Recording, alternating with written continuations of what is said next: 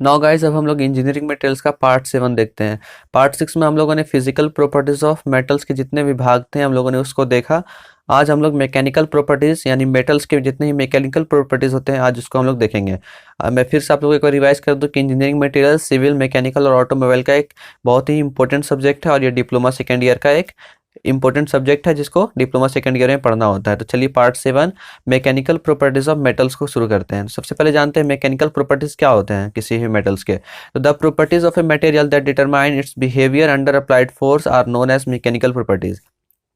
यानी ऐसा प्रॉपर्टी किसी भी मेटल का या मटेरियल का जब उस पर हम लोग फोर्स अप्लाई करते हैं तो उसका जो मेटल का यानी मटेरियल का जो बिहेवियर होता है उसको शो करता है मैकेनिकल प्रॉपर्टीज।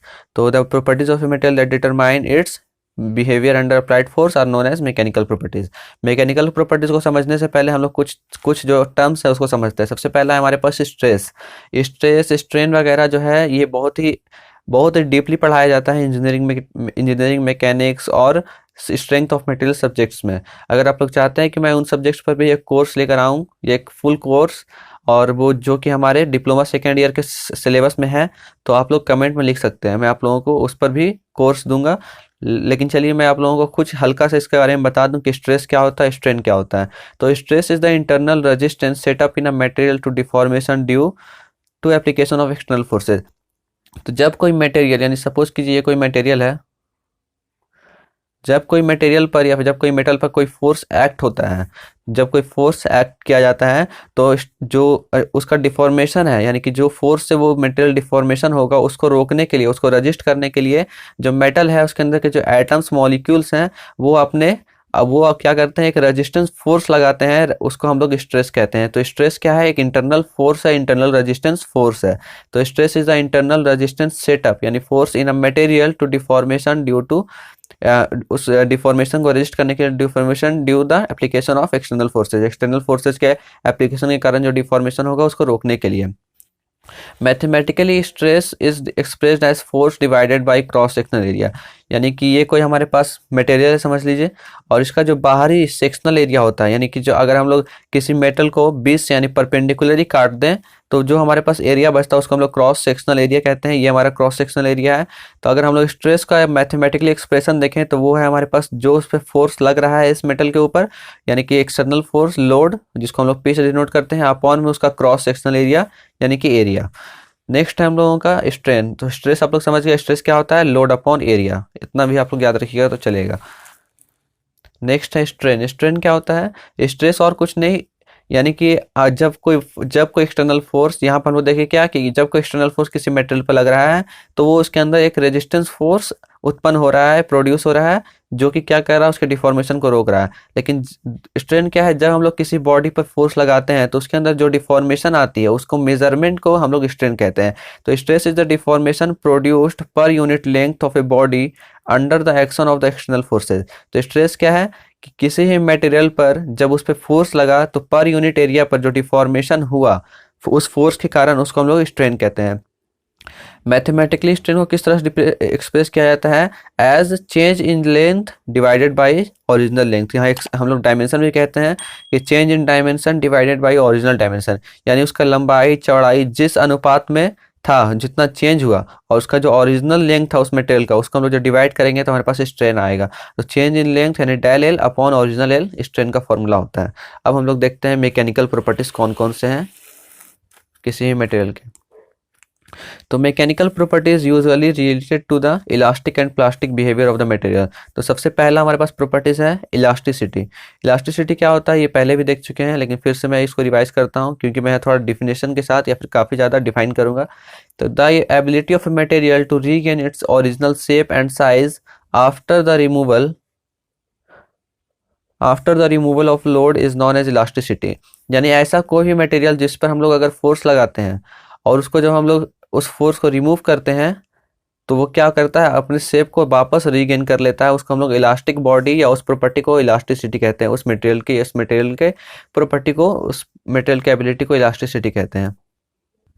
इलास्टिसिटी का आप लोग एग्जांपल ले सकते हैं कोई रबड़ बैंड से। जैसे कि रबड़ बैंड को आप लोग क्या करते हैं, उस पर जब आप लोग फोर्स लगाते हैं पुल फोर्स, तो वो क्या होता है कुछ देर के लिए तो वो खींचता है, थोड़ा क्या होता है थोड़ा सा वो क्या करता है एक्सपैंड करता है। लेकिन जैसे ही आप लोग उस फोर्स को हटाते हैं या फिर आप उस फोर्स को रिमूव करते हैं तो वो जो रबड़ है वो अपने ओरिजिनल शेप में आता है। लेकिन ये भी एक लिमिट पर होता है, यानी कि इलास्टिसिटी की भी एक लिमिट होती है। अगर आप लोग उस लिमिट से भी ज़्यादा उसको क्या करते हैं, उस पर ज़्यादा फोर्स लगा देते हैं तो वो परमानेंटली डिफॉर्म हो जाता है। यानी वही रबड़ का भी आप लोग एग्जांपल ले सकते हैं कि रबड़ को जब आप लोग कुछ ज़्यादा ही हद से ज़्यादा, यानी जो इसका इलास्टिक लिमिट है उससे ज़्यादा आप लोग उसको फोर्स लगाते हैं तो वो डिफॉर्म हो जाता है परमानेंटली।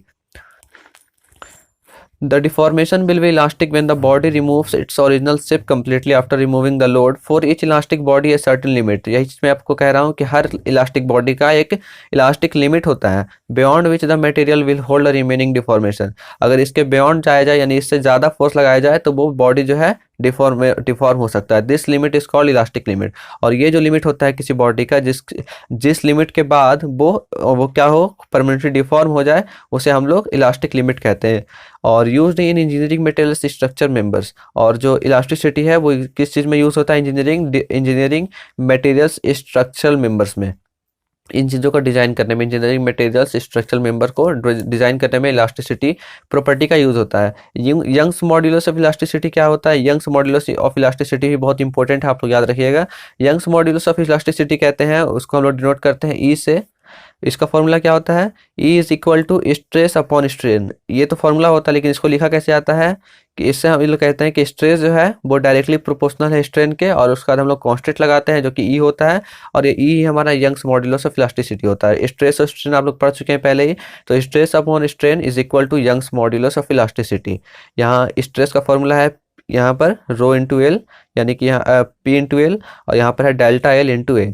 एल क्या है हमारा ओरिजिनल लेंथ, और डेल एल क्या है, ये चेंज इन, ये ओरिजिनल लेंथ है, ये हमारा चेंज इन लेंथ है, और ये हमारा फोर्स है, और ये हमारा एरिया है। ठीक है, ये P लिखा गया है यहाँ पर, फोर्स है और एरिया है। तो स्ट्रेस स्ट्रेन को जब आप लोग अपॉन में लिखेंगे तो इसके बाद आप लोगों का जो ये हमारे पास एक टर्म आएगा, ये एक फॉर्मूला आएगा मॉड्यूलस ऑफ इलास्टिसिटी का। एग्जाम्पल्स देखते हैं कुछ इलास्टिसिटी का, जैसे कि स्टील, रबर। और स्टील क्या होता है, रबर से भी ज़्यादा इलास्टिक होता है।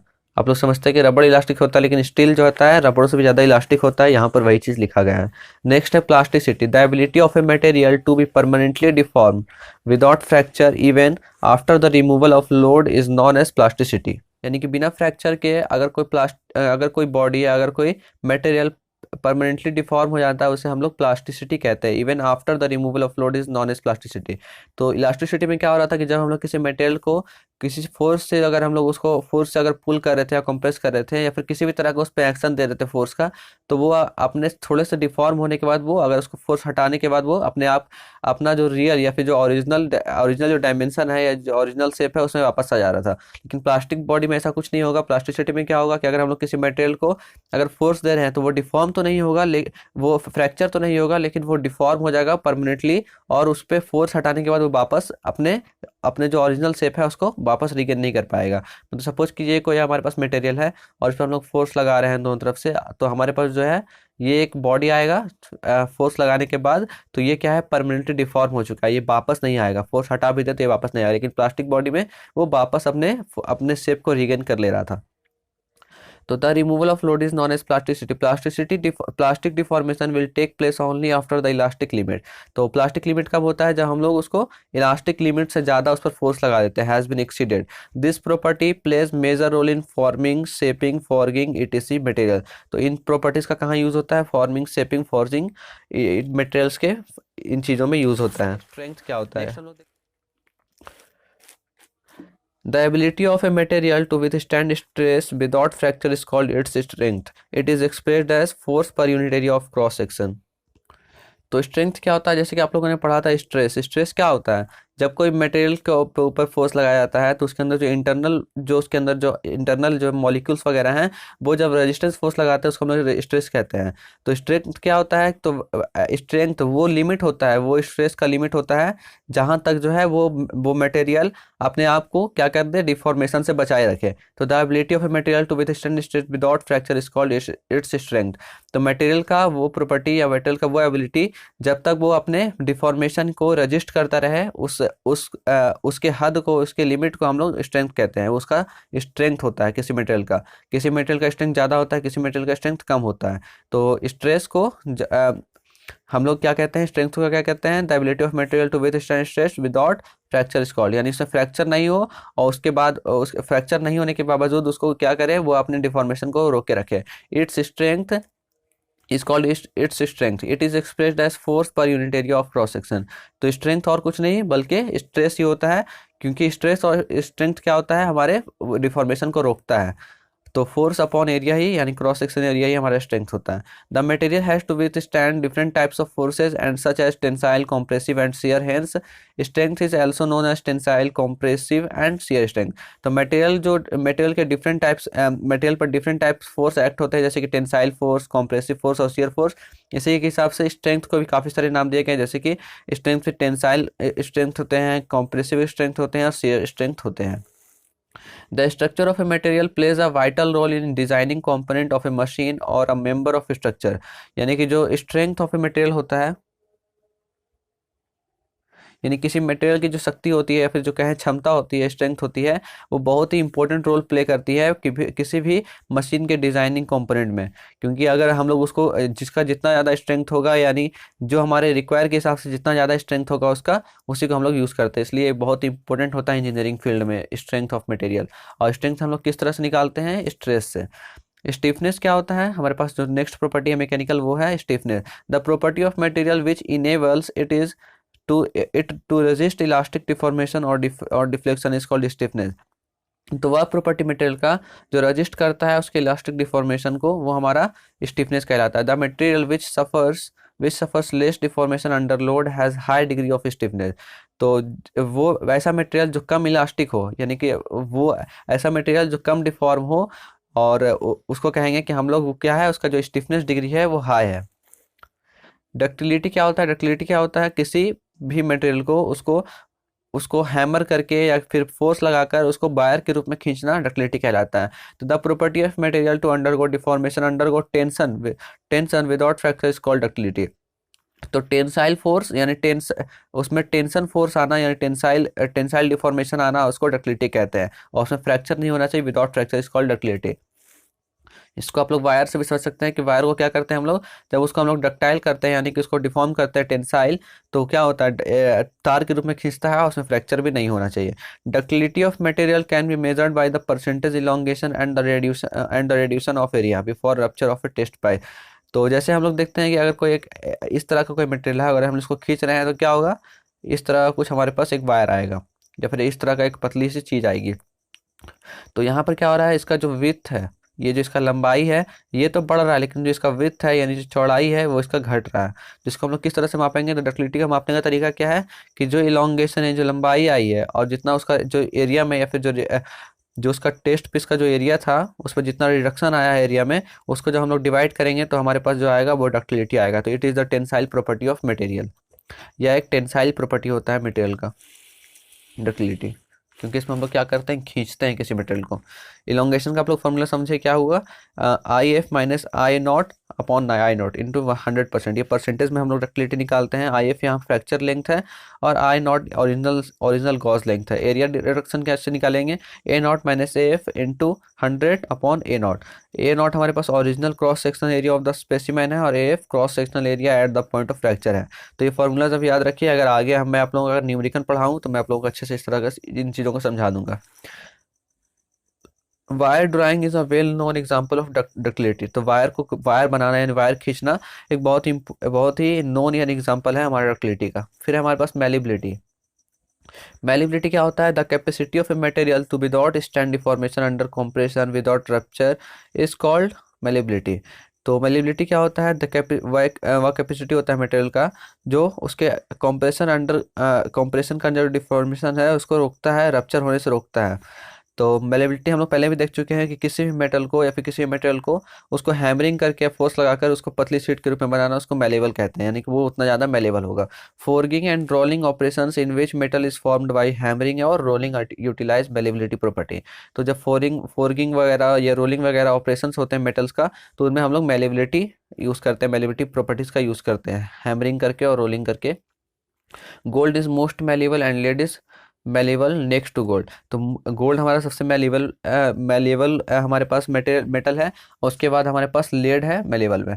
It is the compressive property of material. जिस तरह से डक्टिलिटी हमारा एक टेंसाइल प्रॉपर्टी था, ये हमारा कॉम्प्रेसिव प्रॉपर्टी है। नेक्स्ट है ब्रिटलनेस। ब्रिटलनेस को अच्छे से समझिएगा क्या होता है brittleness. The property of a material by virtue of which it will fracture without appreciable deformation is called its brittleness. Brittleness is opposite to ductility, therefore non ductile material is said to be brittle material. तो ऐसा material जो ductile नहीं है उसे हम लोग brittleness कहेंगे। अब क्यों कहेंगे ये समझिए। सपोज कीजिए ये हमारे पास कोई एक मेटल है, ठीक है, ये कोई बॉडी है। अब हम लोग अगर ब्रिटलनेस में, ये डक्टिलिटी में हम लोग क्या देखते थे कि जब हम लोग फोर्स लगा रहे हैं टेंसाइल फोर्स, तो क्या होता था, ये एक पतले वायर के रूप में खींच जाता था, यानी इसमें एक एप्रिसिएबल डिफॉर्मेशन आता था, यानी डिफॉर्म होता था, बीच से कहीं टूटता वगैरह नहीं था, यानी इसमें फ्रैक्चर नहीं आता था। लेकिन वहीं हम लोग ब्रिटलनेस में देखें तो क्या होगा, ब्रिटलनेस एक ऐसा प्रॉपर्टी है जिसके अंदर वो टेंस अगर हम लोग उसमें फोर्स लगाएं, टेंसाइल फोर्स लगाएं या किसी भी तरह का फोर्स लगाएं, तो वो फ्रैक्चर हो जाता है, एप्रिसिएबल डिफॉर्मेशन नहीं होता, यानी इस तरह का डिफॉर्मेशन नहीं होगा, वो सीधे फ्रैक्चर हो जाएगा कहीं से। यानी अगर हम लोग इसको फोर्स लगा रहे हैं दोनों तरफ से, तो एक ऐसा मटेरियल जो इस तरह का ब्रिटलनेस प्रॉपर्टी शो करेगा, वो बीच से डायरेक्ट फ्रैक्चर हो जाएगा और इसके अंदर कोई डिफॉर्मेशन नहीं आएगा, बिना डिफॉर्मेशन के फ्रैक्चर हो जाएगा। यानी कि एक भाग इसका कुछ इस तरह से रहेगा और एक भाग कुछ इस तरह से रहेगा, यानी डायरेक्ट वो अलग हो जाएंगे, टूट जाएंगे बीच से, कहीं से भी टूट सकते हैं, मैं आप लोगों को दिखाने के लिए बता रहा हूँ, या कहीं से भी ब्रिटल हो सकते हैं। इस चीज़ को हम लोग क्या कहते हैं, brittleness. Brittleness is opposite to ductility. आप लोग समझ चुके हैं कि ब्रिटलनेस डक्टिलिटी का सीधे अपोजिट होता है। नेक्स्ट प्रॉपर्टी है हमारे पास hardness. The ability of a material to withstand scratching, wear and abrasion by hardened body is known as hardness. तो ऐसा मटेरियल का प्रॉपर्टी जो उसको स्क्रैचिंग वगैरह, वियर वगैरह, एब्रेजन वगैरह से रोके, यानी कि उसके अंदर रगड़ वगैरह नहीं आने दे, इस तरह का चीज़ों को क्या कहते हैं, उसका एबिलिटी, उसको उस एबिलिटी को हार्डनेस कहते हैं, कि वो कितना हार्ड मटेरियल है। जैसे आप लोग देख सकते हैं कि सबसे हार्ड क्या होता है, हमारा हीरा होता है, यानी डायमंड होता है, उसके अंदर जल्दी स्क्रैच वगैरह नहीं आते, तो उसको हम लोग कहेंगे कि उसका हार्डनेस हाई है। Hardness is mostly measured by determining resistance to penetration, identification by different methods such as Brinell, Rockwell and Vickers hardness। तो ये कुछ तरीके हैं हार्डनेस को मापने के, मेजर करने के। एग्जाम्पल है यहाँ पर, जैसे कि टॉक है, जिप्सम है, एपेटाइल है, टॉपर्स है, डायमंड। तो ये हमारा जो है हार्डनेस इंक्रीज होने के टर्म में लिखा गया है, यानी टॉक का सबसे कम हार्डनेस होता है, जिप्सम का उससे ज़्यादा होता है, एपेटाइट का उससे ज़्यादा होता है, टॉपर्स का उससे ज़्यादा होता है और सबसे ज़्यादा डायमंड का होता है। हमारे पास है कुछ अब हमारे पास प्रॉपर्टी जो है वो है टफनेस। टफनेस क्या होता है, toughness is the amount of energy that a material can absorb before it fractures under stress strain curve represent toughness of that material. तो टफनेस क्या होता है, वैसा टफनेस वो होता है जब जब कोई मटेरियल क्या होता है, फ्रैक्चर होने वाला होता है। जैसे कि ऐसा कोई मटेरियल जिसको जो तुरंत फ्रैक्चर होने वाला है, उसके अंदर जो अमाउंट ऑफ एनर्जी होती है ऑब्जर्व्ड, उसको हम लोग क्या कहते हैं, टफनेस कहते हैं, टफनेस ऑफ द मटेरियल। और टफनेस ऑफ मटेरियल को हम लोग जो स्ट्रेस और स्ट्रेन का जो कर्व है उसके अंदर के एरिया को रिप्रेजेंट करते हैं, उसी को हम लोग टफनेस कहते हैं। Charpy test and Izod impact test are use to measure toughness. ये दो कुछ तरह का टेस्ट है जिसको हम लोग टफनेस को मेजर करने के लिए यूज़ करते हैं, और इसका जो यूनिट होता है वो होता है केजीएफ, मीटर और जूल्स। माइल्ड स्टील का अगर देखें तो mild steel absorb more energy before it falls, और ग्लास का अगर देखें तो absorb low energy before it falls. तो माइल्ड स्टील ये अपने अंदर ज़्यादा एनर्जी क्या करता है, ऑब्जॉर्ब करता है जब इसको हम लोग फॉल करते हैं या इसको फ्रैक्चर करने जाते हैं। वहीं ग्लास जो है इसको, इसके अंदर कम एनर्जी एब्जॉर्ब होती है, और ये कंपेरेटिवली कम एनर्जी स्टोर करता है, एब्जॉर्ब करता है माइल्ड स्टील के। एग्जांपल है यहाँ पे mild steel, brass, manganese steel. इनका जो टफनेस होता है वो हाई होता है, यानी वो फ्रैक्चर से पहले ज़्यादा मात्रा में या फिर ज़्यादा अमाउंट में एनर्जी एब्जॉर्ब करके रखते हैं। अब है हमारे पास रेजिलियंस यानी लचीलापन।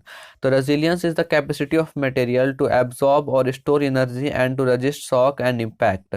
तो रेजिलियंस क्या होता है, ऐसा एक प्रॉपर्टी होता है, ऐसा कैपेसिटी होता है किसी मटेरियल का जो एनर्जी स्टोर करता है या एब्जॉर्ब करता है, एंड शॉक को रजिस्ट करता है, इम्पैक्ट को रजिस्ट करता है, यानी लचीला होता है। It is measured by the amount of energy absorbed per unit volume. या किस तरह से मेजर होता है कि जो भी मटेरियल है उसके अंदर जो एनर्जी पर यूनिट वॉल्यूम जो स्टोर है या एब्जॉर्ब्ड है, उससे हम लोग रेजिलियंस हम लोग निकालते हैं। In stressing a material up to elastic limit this property is important in material used for springs. तो ये हमारा जो इम्पोर्टेंट होता है स्प्रिंग्स वगैरह मटेरियल के लिए। नेक्स्ट हमारे पास फैटिस। फैटिस क्या होता है, फैटिस को एक तरह से फेलियर कहेंगे। The failure of a material caused under repeated loads और स्ट्रेसेस, यानी कि किसी भी फोर्स को लगातार यानी रिपीट करते हुए या फिर रिपीट करते जाएंगे अगर इस स्ट्रेस को, तो जो फेलियर आएगा उसे हम लोग फेटिस कहते हैं। यानी मटेरियल के अंदर हम लोग रिपीटेड लोड्स लगा रहे हैं, रिपीटेड स्ट्रेस लगा रहे हैं, तब जो उसके अंदर फेलियर आएगा उसे हम लोग फैटिस कहेंगे या फिर फैटिस फेलियर कहेंगे। एग्जांपल्स क्या है? पहला है connecting rods are pushed and pulled is piston engines, पहला एग्जांपल है। दूसरा एग्जांपल है leaf spring bend to and fro. तीसरा एग्जांपल है aircraft wings are subjected to turbulent air. चौथा है some parts of compressors pumps and turbines etc are subjected to repeated loading and vibration. और इसके अंदर जो डिफॉर्मेशन आएगा, जो फेलियर आएगा, उसे हम लोग फैटिस कहेंगे। नेक्स्ट है हमारे पास क्रीप। क्रीप क्या होता है? The slow and progressive deformation of a material with time at constant stress is called creep. तो ऐसा मटेरियल का प्रॉपर्टी जिस पर हम लोग प्रोग्रेसिव या कहें कि बहुत ही स्लोली स्लोली डिफॉर्मेशन कर रहे हैं, स्लोली फोर्स लगा रहे हैं, और वो स्लोली स्लोली या फिर कहें कि प्रोग्रेसिव डिफॉर्मेशन हो रहा है, उसको हम लोग कहेंगे कि वो क्रीप प्रॉपर्टी को दर्शा रहा है, क्रीप प्रॉपर्टी को शो कर रहा है। एग्जांपल्स हैं, पहला soft metals used at about room temperature such as lead pipes and white metal bearings. दूसरा है steam and chemical plants operations at 450 to 550 degree Celsius. तो स्टील और केमिकल जो प्लांट्स होते हैं वो कितने डिग्री सेल्सियस पर प्लांट किए जाते हैं, ऑपरेट किए जाते हैं? 450 to 550 degree Celsius. Gas turbines working at high temperature, जो गैस टर्बाइंस होते हैं वो हाई टेम्परेचर पर वर्क किए जाते हैं। तो ये क्या हो रहा है? यहाँ पर स्लो एंड प्रोग्रेसिव डिफॉर्मेशन हो रहा है किसी बॉडी पर। तो ये जो हमारा जो लेक्चर था, इस पूरे लेक्चर में हम लोगों ने मैकेनिकल प्रॉपर्टीज ऑफ मेटल्स के सभी भाग को अच्छे से समझा, अच्छे से देखा, उसके कुछ एग्जांपल्स भी लिए। तो ये हमारा मैकेनिकल प्रॉपर्टीज ऑफ मेटल्स खत्म हो गया। नेक्स्ट में हम लोग इलेक्ट्रिकल, थर्मल और केमिकल वगैरह कुछ बाकी रह गए, उनको देखेंगे। तो अगर आप लोगों को ये वीडियो पसंद आया है तो प्लीज़ वीडियो को लाइक करें, और अगर आप लोगों के दोस्तों को भी अगर इस वीडियो की ज़रूरत है, इस चीज़ की ज़रूरत है, इस लेक्चर की ज़रूरत है, तो उन्हें आप लोग शेयर करें ताकि इस वीडियो की रीच बढ़े और मैं आप लोगों को अच्छे से अच्छे और क्वालिटी वीडियोस देता रहूं। तो अगर आप लोग नए हैं इस चैनल पर तो इस चैनल को सब्सक्राइब करते हुए जाएं और उसके बगल वाले बेल आइकन को भी प्रेस कर लें। Thanks for watching this video.